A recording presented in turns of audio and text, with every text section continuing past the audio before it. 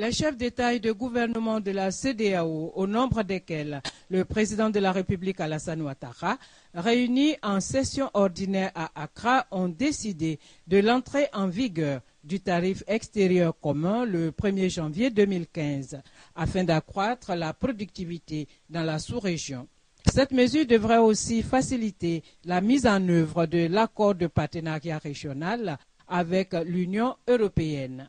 Toujours au plan économique, les présidents ouest-africains entendent accélérer le processus de mise en place de la zone monétaire unique. En ce qui concerne la création de la zone monétaire unique, la mise en œuvre de la feuille de route que vous avez adoptée a connu une avancée significative avec les recommandations issues des réunions tenues à Dakar du 25 au 30 juin 2014, dont celle des gouverneurs des banques centrales,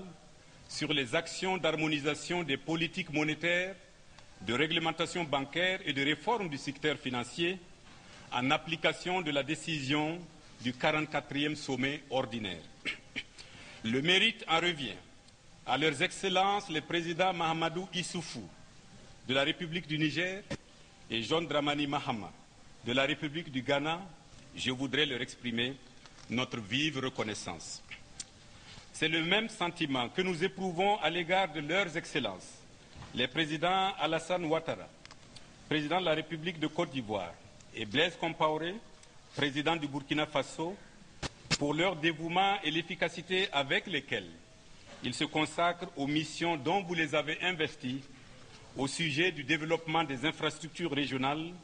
et de la libre circulation des personnes respectivement. La conférence des chefs d'État de la CEDEAO a aussi examiné la question de l'introduction de la carte d'identité biométrique en Afrique de l'Ouest pour faciliter la libre circulation des citoyens de l'espace CEDEAO. À ce propos, le président de la République du Ghana, John Dramani Mahama, président en exercice de la CEDEAO, a relevé les avancées significatives avant d'inviter les chefs d'État et les différents partenaires à la levée de certains obstacles afin que cet objectif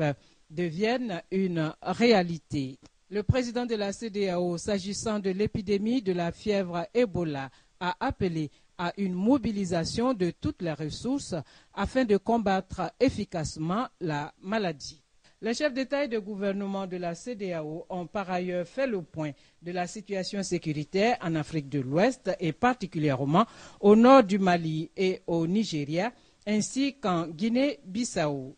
Le représentant spécial du secrétaire général des Nations Unies pour l'Afrique de l'Ouest, Saïd Djinnit, a justement salué le leadership de la CEDEAO dans la résolution des crises en Guinée-Bissau et au Mali, et appelé à la coopération en vue de juguler le terrorisme en Afrique. Le président de la République Alassane Ouattara, à la fin des travaux, a quitté la capitale ghanéenne aux environs de 17 heures pour Abidjan.